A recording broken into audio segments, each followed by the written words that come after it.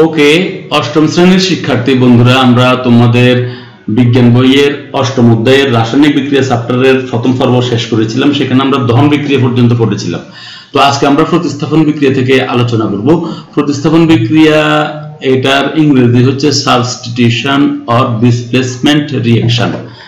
আচ্ছা, প্রতিস্থাপনটা আমরা একটু তোমাদেরকে আমাদের স্বাভাবিক একটা নিয়ম বলি। যেমন এখানে ধরো এক্স আছে, ধরো এখানে ওয়াই আছে, কেমন?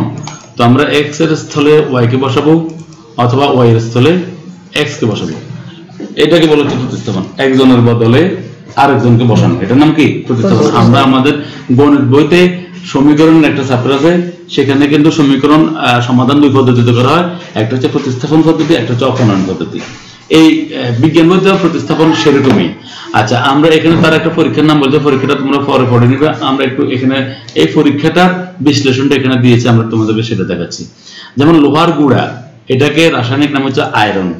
আমাদের লোহা, ওটার কি নাম কি? আয়রন। কপার সালফেটের মধ্যে রাসায়নিক বিক্রিয়া সংঘটিত হয়েছে, এখানে যে পরীক্ষাটা করেছে। আয়রনকে কিন্তু ধাতু বলা হয় এক ধরনের। তো সেটা কপার সালফেট, সালফেট জাতীয় যেগুলো লবণ, সেগুলো কি লবণ। তাহলে এখানে ধাতুর সাথে কার বিক্রিয়া দিতে? লবণের বিক্রিয়া। স্যার তো বুঝছেন কথা? যেমন কপার সালফেট না হয়ে ম্যাগনেসিয়াম সালফেট হতে পারে, সোডিয়াম সালফেট হতে পারে, পটাশিয়াম সালফেট হতে পারে। স্যার কথা বুঝছেন? সালফেট জাতীয় যতগুলো এগুলো কি লবণ। আচ্ছা, আমি তোমাদের আর একটু বলি, SO4 যে সকল যৌগের সাথে SO4 আছে, এটা হচ্ছে লবণ। সিনার হয়েছে এটা। আবার এখানে আবার কথা আছে, যেমন সবগুলো এবং অ্যাসিডও আছে, যেমন H2SO4, এটা কিন্তু আবার লবণ নয়, এটা কিন্তু অ্যাসিড। H2SO4 কেন? কারণ হচ্ছে এখানে সালফেট গুলো কিন্তু ধাতুর সাথে থাকতে হবে। কার সাথে থাকতে হবে? ধাতু। এখানে যে কপারের সাথে আছে, কপারটা কিন্তু ধাতু। কপারটা কি? ধাতু। আচ্ছা, এখানে জাস্ট কোনো পার্থক্য নাই। এই ধাতুটা এই ধাতুকে সরাই দিবে, মানে আয়রনটা কপারকে সরিয়ে দিয়ে কপারের জায়গাটা আয়রন দখল করবে এবং কপার তখন আলাদা জায়গায় একা হয়ে যাবে। স্যার কথা বুঝছেন? এটাও লবণ। ফেরাস সালফেট এটাও কি লবণ, এটাও লবণ। কিন্তু শুধু কথা হচ্ছে উপকরণটা বেশ কম গেছে। স্যার কথা বুঝছেন? আচ্ছা, এটাকে বলা হচ্ছে প্রতিস্থাপন বিক্রিয়া। একটা ধাতুর সাথে একটা যৌগমূলক বিক্রিয়া করে, তো ওই যৌগমূলকের একটা মৌলকে সরিয়ে দিয়ে ওই ধাতুটা যদি জায়গা দখল করে, তখন তাকে কি বলবো? প্রতিস্থাপন বিক্রিয়া বলবে। আচ্ছা, আমরা একটু নিচের দিকে যাই। এখানে কি বলছে?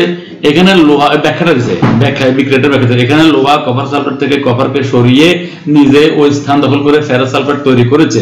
এই সকল বিক্রিয়া যেখানে একটি মৌল কোন যৌগ থেকে অপর একটি মৌলকে সরিয়ে নিজে ওই জায়গায় স্থান দখল করে নেয়, নতুন যৌগ তৈরি করে, তাকে প্রতিস্থাপন বিক্রিয়া বলে। তাহলে প্রতিস্থাপন বিক্রিয়া কাকে বলে সুন্দরভাবে এখানে লেখা আছে এবং আমরা আশা করি বুঝে গেছি। কি বলো? আচ্ছা, আমরা এরকম আরো প্রতিস্থাপন বিক্রিয়ার আরো অনেকগুলো উদাহরণ দিতে পারার চেষ্টা করলে আমরা নেক্সট হয়তো অনুশীলন করতে গেলে পাবো। আপাতত আমরা রিডিং গুলো পড়েই শেষ করি। এরপরে তুমি দেখো পরবর্তীতে আছে আর একটা বিক্রিয়া, বিযোজন বিক্রিয়া, ডিকম্পোজিশন রিঅ্যাকশন। বিযোজন বিক্রিয়ার ইংরেজি কি? Decomposition reaction. আচ্ছা, এখানে একটা পরীক্ষার কথা বলছে, পরীক্ষাটা তোমরা বাসায় পড়িও বা দেখিও।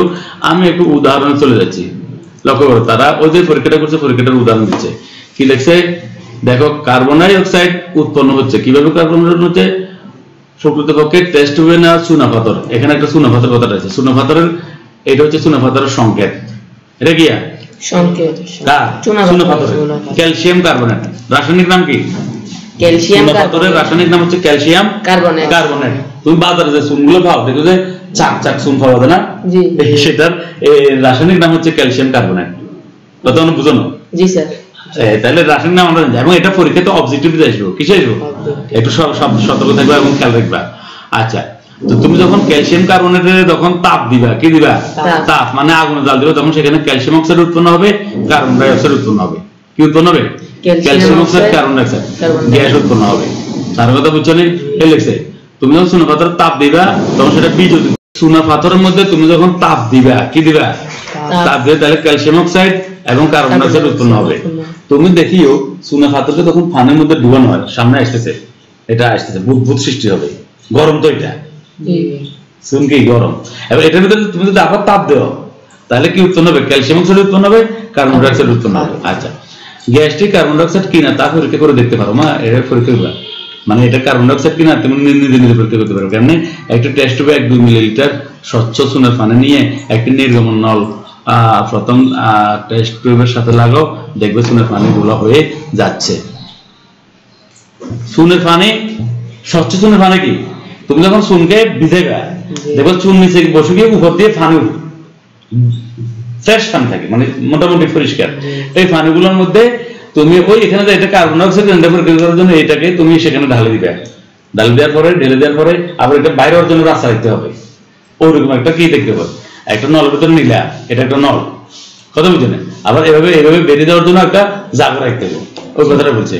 এখানে ধরো তুমি এখানে ধরো কার্বন গ্যাসটা এখানে দিলা, আবার এখানে যাতে বেরিয়ে যায় বা এখানে বেরিয়ে যায় একটা রাস্তা রাখতে হবে, এরকম একটা পরীক্ষা হবে। কেমন? ওই কথাটা বলছে। তখন তুমি সেখানে দেখতে পাবে, সেখানে দেখবে চুনের পানি গোলা হয়ে যাচ্ছে, অর্থাৎ উৎপন্ন কার্বন ডাই অক্সাইড দ্বিতীয় টেস্ট টিউবের নির্গমন নলের মাধ্যমে যাওয়ার ফলে সেখানে চুনের পানি ও কার্বন ডাই অক্সাইড বিক্রিয়া করে আবার ক্যালসিয়াম কার্বনেট তৈরি করতেছে। দেখছেন কথাটা? তোমরা তো কার্বন ডাই অক্সাইডকে যখন চুনের স্বচ্ছ পানির ভিতরে মিশাইবে তখন সেটা কিন্তু আবার কি দেবো, ওই চুনের পাত্রটা আবার ফিরে আসবো। তাপ, এখন তো তাপ নাই, কি নাই, তাপ সরে গেছে। এখন সে কার্বন অক্সাইড যখন চুনের পানির মধ্যে মিশাইবা তখন সেটা ক্যালসিয়াম কার্বনেটে পরিণত হবে। তাহলে এখানে দেখো একটা গুরুত্বপূর্ণ, একটা হচ্ছে চুনা পাথরের সংকেত, আর হচ্ছে কিন্তু চুনের পানির সংকেত। এটা হচ্ছে চুনের পানির সংকেত। স্যার কথা বুঝছো না? আচ্ছা, আবার বলি, চুনা পাথরকে মানে চুনের যে শক্ত এগুলোকে কি বলে? বলে এটা কি বলে? Calcium carbonate. আর চুনের পানিকে কি বলে? ক্যালসিয়াম অক্সাইড, ক্যালসিয়াম হাইড্রোক্সাইড বলে। কি বলে? ক্যালসিয়াম হাইড্রোক্সাইড বলে। এবং ক্যালসিয়াম কার্বনেট। তাহলে দেখা যাচ্ছে কিভাবে চুনের পানি মানে অর্থাৎ তোমার চুনা পাথর কিভাবে ভাঙানো যায় সেটা আসছে, আবার চুনা পাথর কিভাবে ফিরে আসবো সেটাও আমরা এখানে পাইছি। আচ্ছা, আমরা নেক্সট দেখতেছি আরো। এই বিক্রিয়াগুলোকে বলা হচ্ছে বীজোজন বিক্রিয়া। কি বিক্রিয়া? বীজোজন বিক্রিয়া। মানে যে একটা যৌগকে ভাঙে বিশ্লেষণ করা। কি করা? একটা যৌগকে ভেঙে বিশ্লেষণ। যেমন এখানে কপার কার্বনেটের একটা জিনিস দেখাচ্ছে তোমাকে। দেখো, কপার কার্বনেটকে তুমি যখন তাপ দিবা তখন সেটা কপার অক্সাইড হবে আর কার্বন ডাই অক্সাইড হবে। তাহলে কপার কার্বনেট এটা বিশ্লেষণ হয়েছে না, বিশ্লিষ্ট হয়েছে না, এটা হচ্ছে বীজোজন বিক্রিয়া। পক্ষান্তরে পটাশিয়াম ক্লোরাইড, এটার নাম কি? Potassium chloride. বীজোজিত, এটাকে তাপ দিলে এটা বীজোজিত হয়ে পটাশিয়াম ক্লোরাইড ও অক্সিজেন গ্যাস উৎপন্ন হবে। তাহলে একটা যৌগকে তাপ দিলে সে যে জিনিসগুলো তার উৎপন্ন ছিল যে জিনিসগুলো আবার ফিরে পাবে। কথা স্যার বুঝানো না? জি স্যার। আচ্ছা, আমরা একটু সামনে দিই। তাহলে এই বিক্রিয়াগুলো কি বলে? বীজোজন বিক্রিয়া বলে। দেখছো না? বীজোজন বিক্রিয়ার কয়েকটা উদাহরণ গেছে না? এরপর আসো, কি লিখতে বলো? রাসায়নিক বিক্রিয়া তাপশক্তি রূপান্তর। তোমরা মোম জ্বালালে কি ধরনের রাসায়নিক বিক্রিয়া হয় তা জেনেছ। এবার বলো তো, এখানে কোন ধরনের শক্তির রূপান্তর ঘটেছে কি? জ্বলন্ত মোমের কাছাকাছি হাত নিলে হাত গরম লাগে। গরম লাগে কি? লাগে। আচ্ছা, আবার অন্ধকারে মোম জ্বালালে আমরা এর আশেপাশে দেখতে পাই। অন্ধকারে মোম জ্বালালে আমরা সব দেখতে পাই। তাহলে এই কথা বলা যায় যে মোম জ্বালানোর ফলে তাপ শক্তি উৎপন্ন হয় বলে হাতে গরম লাগে, আর আলো শক্তি উৎপন্ন হয় বলে আমরা অন্ধকারে মোম জ্বালালে আমরা এর আশেপাশের জিনিসগুলো দেখতে পাই। মোম একটি রাসায়নিক বস্তু। মোম একটি কি বস্তু? রাসায়নিক বস্তু। একে পোড়ালে এতে সঞ্চিত রাসায়নিক শক্তি পরিবর্তিত হয়ে তাপ শক্তি ও আলো শক্তিতে রূপান্তরিত হয়। একইভাবে গ্যাসের চুলায় গ্যাস জ্বালালেও গ্যাসের সঞ্চিত রাসায়নিক শক্তি পরিবর্তিত প্রচুর তাপ শক্তি ও আলো শক্তি উৎপন্ন করে উৎপন্ন তাপ শক্তি দিয়েই আমরা রান্না বান্না করি। তাহলে ঘটনা বুঝছো নাকি? গ্যাসটা কিন্তু রাসায়নিক বস্তু তো, এবং সেখানে রাসায়নিক শক্তি আছে। কি আছে? আমরা যখন এটাকে তাপ দিব, কি দিব? তাপ দিব বা জ্বালাবো, তখন সেটা কি করে? গরমও, মানে আমাদের কাছে গরম লাগে, আবার কি আলো তো তৈরি হয়। গ্যাস জ্বালালে, আমরা যখন গ্যাসের চুলা জ্বালাই তখন আমরা আশেপাশে সবকিছু দেখতে পাই না, এরকম। তাহলে মোম এবং গ্যাস দুজনে কিন্তু, দুটো বস্তু কিন্তু রাসায়নিক বস্তু, এবং এরা কি করে? তাপ শক্তি উৎপন্ন করে এবং আলো শক্তি উৎপন্ন করে। ওই কথাটা বলছে রাসায়নিক শক্তির বিক্রিয়ার সাহায্যে কি শক্তি রূপান্তর করা যায়, এই কথাটা বলতে হয়েছে। আচ্ছা, আমাদের দ্বিতীয়, লেবুর রস থেকে প্রচুর সাইট্রিক অ্যাসিড। লেবুর রস থেকে কি পাওয়া যায়? প্রচুর সাইট্রিক অ্যাসিড পাওয়া যায়। তাহলে লেবুর রসের মধ্যে কি আছে? যা বেকিং সোডার সাথে বিক্রি করে sodium citrate, carbon die oxide gas ও পানি তৈরি করে। আমরা যে বুদবুদ দেখি তা কার্বন ডাই অক্সাইড ছাড়া আর কিছু না। তোমরা যে অ্যালকোহলের ভিতরে দেখে বুদবুদ দেখা যায় না, সেটা কিন্তু কার্বন ডাই অক্সাইড কথা বলছে, কেন গ্যাস উঠছে না। যখন তুমি অ্যালকোহলের বোতলটা খুলবে তো সেট করে একটা আওয়াজ হয়। এটা কেন আওয়াজ হয়? কারণ ওখানে গ্যাস বন্ধ হয়ে গেছিল, হঠাৎ করে সে যখন লুজ করে যাচ্ছে তখন সে দ্রুত বেড়ে যাচ্ছে। আবার গ্লাসে ঢালা, হ্যাঁ গ্লাসে ঢালা বুঝছি কেউ কথাটা বলছে। তাহলে দেখো baking soda citric acid, baking সোডার সাথে সাইট্রিক অ্যাসিড মানে লেবুর রসের বিক্রিয়া করে সে সোডিয়াম সাইট্রেটের জন্য কার্বন ডাই অক্সাইড আর পানি উৎপন্ন করে। কত বুঝছো না কথাটা? এখানে তো সংকেতগুলো দেয় নাই। টেস্ট টিউব স্পর্শগুলো ঠান্ডা লাগার কারণ কি? কারণ হলো ওই বিক্রিয়া তাপশক্তি হ্রাস পায়, তা না হলে ঠান্ডা লাগবে না। এখন যখন বিক্রিয়াটা হয়েছে তখন তো গরম হওয়ার কথা, কিন্তু পর আস্তে করে এটা কি যায় ঠান্ডা হয়ে যায়, মানে তাপ সরে গেছে। কেমন? এরপর আমরা নিচে দিকে চলে যাই। এখানে একটা বিক্রিয়া আছে, বিক্রিয়াটা একটু লক্ষ্য করো। কি লিখছে এখানে? Calcium oxide. এটা কি? Calcium oxide. আর এটা হচ্ছে অ্যাসিটিক অ্যাসিড। কি অ্যাসিড? Acetic acid. যদি COOH মূলক থাকে, এটা একটা মূলক। এটা কি? মূলক। COOH মূলক থাকলে সেগুলো অ্যাসিড, সেগুলো কি? অ্যাসিড। কি উৎপন্ন হবে? Calcium acetate. পানিতে লিখছে ক্যালসিয়াম অ্যাসিটেট, ক্যালসিয়াম অ্যাসিটেট। তাহলে তুমি একটু এখানে আমি তোমাদের একটু আবার বিক্রিয়াটা দেওয়া যাচ্ছি, দেখো একটু করো। অনেক নিচে আমরা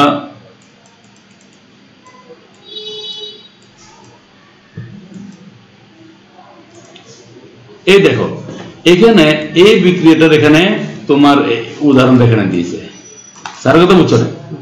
এই জিনিসটা তোমাদের যেমন মনে করো এটা সোডিয়াম সাইট্রেট বলছে, কিন্তু এখানে হচ্ছে ক্যালসিয়াম অ্যাসিটেট। কি? Calcium acetate. এখানে সাইট্রিক অ্যাসিড বলছে, এখানে অ্যাসিটিক অ্যাসিড বলছে। ঠিক আছে কথাটা? বেকিং সোডা এটা অক্সাইড মূলক। ঠিক আছে, নাম পাল্টে দিয়েছে তারা এখানে ভিন্ন একটা পরীক্ষা দিয়ে তোমাকে এই বিক্রিয়াটা বুঝিয়েছে।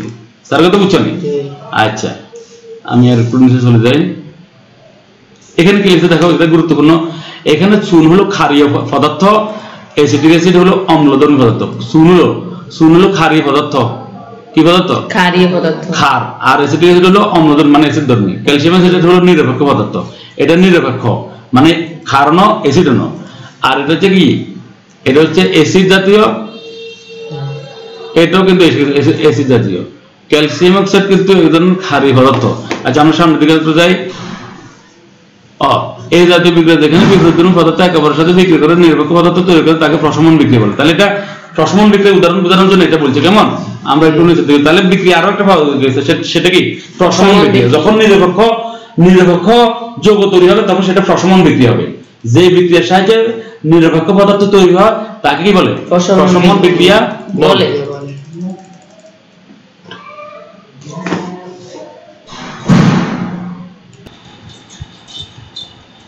আচ্ছা এখানে তোমার একটা বিক্রিয়া দেখো, চুনে পানি যোগ করার ফলে চুন ও পানির মধ্যে রাসায়নিক বিক্রিয়ায় কার্বন ডাই ক্যালসিয়াম হাইড্রোক্সাইড উৎপন্ন হচ্ছে। এটা চুন, ক্যালসিয়াম অক্সাইড চুন। ক্যালসিয়াম অক্সাইডটা কি? চুন। তার ভিতরে পানি মিশেছে, তাহলে কি উৎপন্ন হবে? Calcium hydroxide. তুমি যখন বাজার থেকে চুন, এখন তো নাই, আমরা যেগুলো দেখতাম কিন্তু আমাদের যখন চুন আনতাম তো চুন তো তখন চাকে আনা হতো। তো আনি কিন্তু আমাদের এখনো তো আমাদের মুরব্বীরা যারা ফান খায় তেনারা চুনের ভিতরে ফান ঢেলে দেয়। কি ঢেলে দেয়? দেখবে যে চুন ফান হলে যে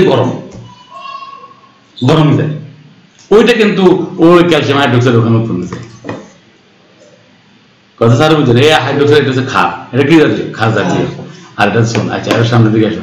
উৎপন্ন ক্যালসিয়াম হাইড্রোক্সাইড কি লিখছে এখানে?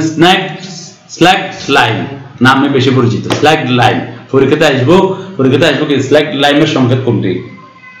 জি এগুলো দিব, অথবা বলবো নিচের কোনটাকে স্ল্যাগড লাইম বলা হয়, আর বললে রস, চুনের পানি, এইভাবে বলবো। কথা বুঝছো? এই বিক্রিয়া প্রচুর পরিমাণ তাপশক্তি উৎপন্ন হয়, যার ফলে পানি ফুটতে থাকে। এই জন্য চুন যখন পানিতে দিলে পানি করতে থাকে, বুদবুদ উঠতে থাকে। স্ল্যাগড লাইম বা ক্যালসিয়াম হাইড্রোক্সাইড পানিতে খুব অল্প পরিমাণে দ্রবীভূত হয়। আর পানিতে ক্যালসিয়াম হাইড্রোক্সাইড এর সম্পৃক্ত দ্রবণকে চুনের পানি বা লাইম ওয়াটার বলে। তাহলে এখানে কি আসছে? লাইম ওয়াটার আসছে।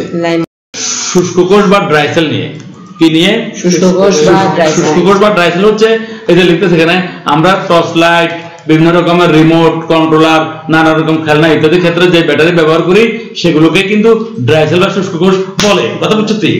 কি বলে? ড্রাই সেল বা শুষ্ক কোষ বলে। তোমরা কি জানো এই শুষ্ক কোষ কিভাবে তৈরি হয়? আজকে সেটা শিখাবে। প্রথমে অ্যামোনিয়াম ক্লোরাইড, এটা হচ্ছে অ্যামোনিয়াম ক্লোরাইড সংকেত, কয়লার গুঁড়া এবং ম্যাঙ্গানিজ ডাইঅক্সাইড, এটা হচ্ছে ম্যাঙ্গানিজ ডাইঅক্সাইড, ভালোভাবে মিশিয়ে তাতে অল্প পরিমাণ পানি যোগ করে একটা পেস্ট বা লেই তৈরি করা হয়। কেমন? পেস্ট বা লেই বুঝছো না?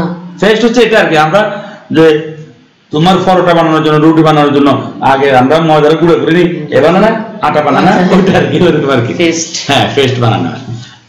এই মিশ্রণটি সিলিন্ডার আকৃতির দস্তার চোঙে নিয়ে, দস্তার চোঙে নিয়ে তার মধ্যে একটি কার্বন দণ্ড এমন ভাবে বসানো হয় যাতে দণ্ডটি দস্তার চোঙকে স্পর্শ না করে। তাহলে কি বলছে, দস্তার চোঙের ভিতরে আগে তোমার ওই পেস্টটাকে বসাইছে, বসানোর পরে সেটার ভিতরে কার্বন দণ্ড কি হচ্ছে, আটকে দিছে।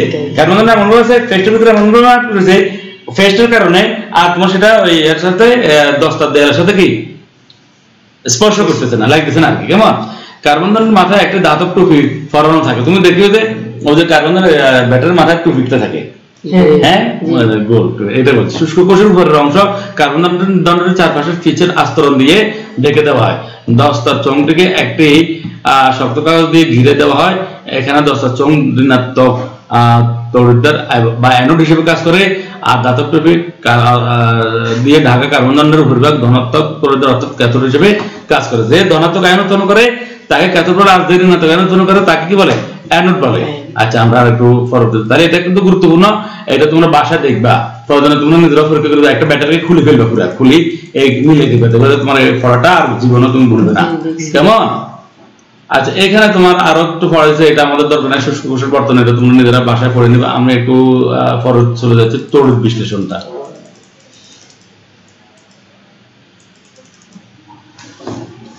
এখানে একটা বিক্রিয়া দেখো, সোডিয়াম ক্লোরাইড দ্রবণে বিয়োজিত হয়। সোডিয়াম ক্লোরাইড দ্রবণ বিয়োজিত ধনাত্মক সোডিয়াম আয়ন এবং ঋণাত্মক ক্লোরাইড আয়ন উৎপন্ন করে। এটা হচ্ছে সোডিয়াম ক্লোরাইড।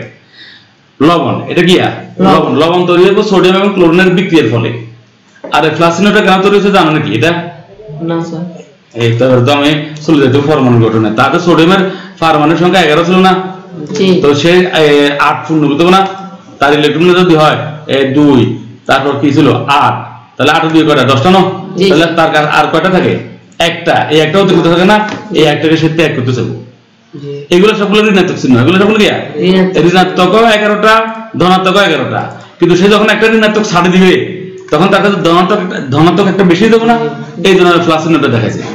আবার ক্লোরিনের হচ্ছে 17, তো তার হচ্ছে 2 8 7, এখন সেই হিসাবে 8টা পূর্ণ করবে, কি কয়টা 8টা, তো 8টা পূর্ণ করবে না, তার তো এখানে আছে 7টা, তাহলে সে সোডিয়াম থেকে এটা নিয়ে নিবে। তাহলে এখন তার প্লাস চিহ্ন কিন্তু 17টা, মাইনাস চিহ্ন 17টা, কিন্তু সে যখন একটা ক্লোরিন মাইনাস চিহ্ন মানে একটা ইলেকট্রন বেশি গ্রহণ করবে তখন তার মাইনাস চিহ্ন একটা বাড়িয়ে যাবে না, এই জন্য এখানে এটা দেখেছে। তখন এই জন্য সোডিয়ামটা হচ্ছে যাই তোমার ক্যাথোড আয়ন, এটা হচ্ছে অ্যানোড আয়ন।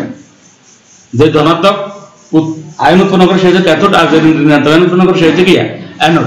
একইভাবে ফানেকে তুমি যদি বিশ্লেষণ করো হাইড্রোজেন আর হাইড্রোক্সিল আয়ন উৎপন্ন হবে, কথা বুঝছো? আচ্ছা, আমরা একটু নিচের দিকে যাই। এখানে অনেকগুলো বিক্রিয়া দিচ্ছে একই বিষয়, যেমন ক্লোরিন, ওই যে ইলেকট্রন ক্লোরিন পরমাণু, ক্লোরিন যদি যে ইলেকট্রনটা ছাড়ে দিচ্ছে সে যদি সেটা গ্রহণ করে সে আগের মতো দেবো। একইভাবে দুটা ক্লোরিন বিক্রিয়া করে ক্লোরিন অণু বা গ্যাস উৎপন্ন করে। একইভাবে তারা হাইড্রোজেনটাকে দেখাচ্ছে, এইটা বাসায় দেখবেন, না বুঝলে আমাকে কমেন্টে জানাবা, কেমন। আমি আর এগুলোতে গেলাম না, ইনশাআল্লাহ তোমাদের সাথে পরবর্তীতে দেখা হবে। আমরা এর পরবর্তীতে অনুশীলন নিয়ে আলোচনা করবো, কি নিয়ে অনুশীলন নিয়ে আলোচনা করবো। ততক্ষণ পর্যন্ত সবাই ভালো থাকো, আল্লাহ হাফেজ। এইগুলো এখানে আমরা কি কি শিখছি এগুলো একটু দেখবা, ঠিক আছে? সবাইকে ধন্যবাদ।